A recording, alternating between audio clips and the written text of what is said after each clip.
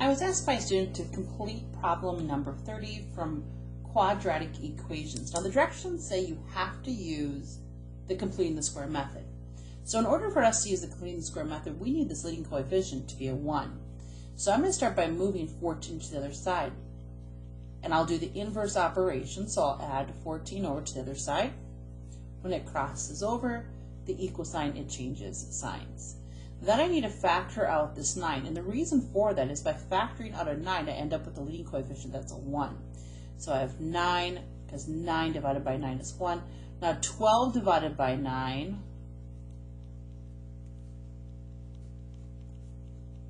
okay, so 9 divided by 9 is 1, bring down the x squared, 12 divided by 9, and I can reduce that fraction.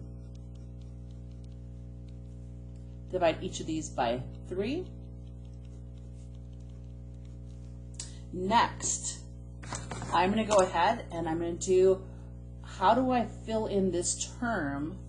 And so to fill in this term, I am going to take whatever the b value is, including the sign, and I'm always going to divide by 2. Remember, it's b divided by 2, and then we square it. So I'm going to divide this by 2.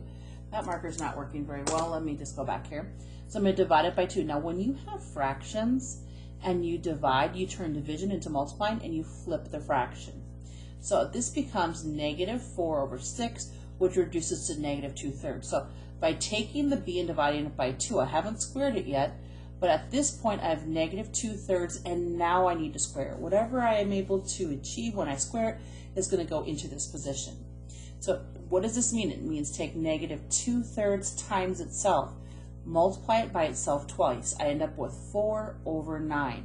A negative times a negative is a positive, so positive 4/9.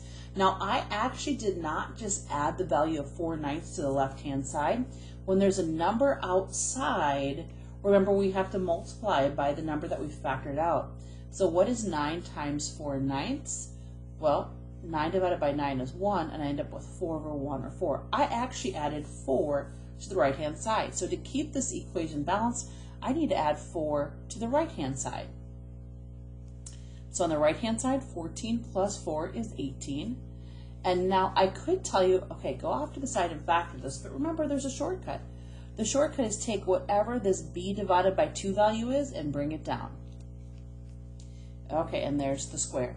So next, in order for us to solve for x, because that's the whole goal of this problem, solve using the completing square method, I'm going to divide both sides by 9, and I get x minus 2/3 squared equals 2.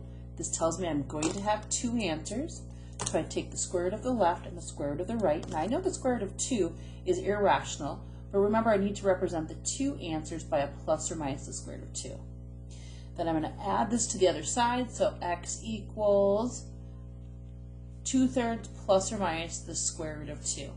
Now, there's nothing wrong with that, but if I did want to combine, so is this right? Yeah, this is right.